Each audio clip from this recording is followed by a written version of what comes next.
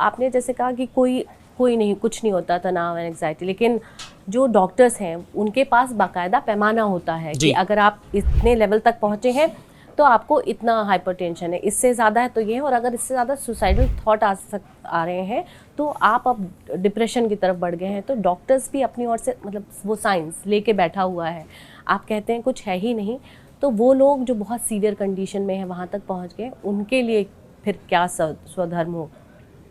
आपका प्रश्न बढ़िया है, पर मुझे लगता है यहाँ भी बड़ा भारी भ्रम है।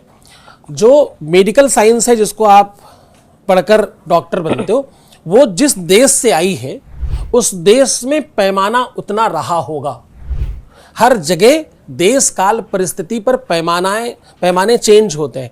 किसी के लिए 2 रोटियां बहुत सफिशिएंट हो जाती हैं, हमारे देश में कुछ लोग हैं जिनको 20-25 भी कम पड़ जाती हैं। तो मापदंड बिल्कुल सबका अलग अलग है, लेकिन वो पैमाना जहां से आया, जिस देश से आया, उस देश में पैमाने बड़े छोटे हैं।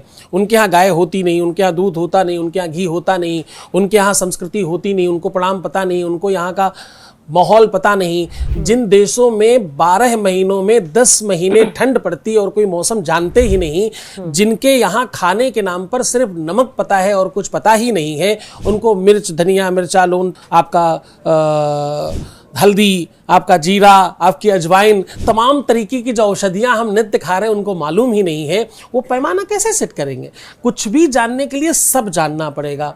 मैं सड़क पर निकला तो मुझे पता लगा कि फला जगह जाना है, तो मैंने एक पत्थर देखा कि इतने किलोमीटर है वो जगह, मैंने मान इसलिए लिया कि उसने पहले नापा है, फिर लिखा है। पर ये थोड़ी मैंने सोचा कि उसने अमेरिका में नापा है और इंडिया में लाके लिख दिया है, फिर मैं कैसे मानूंगा? फिर मैं थोड़ी मानूंगा।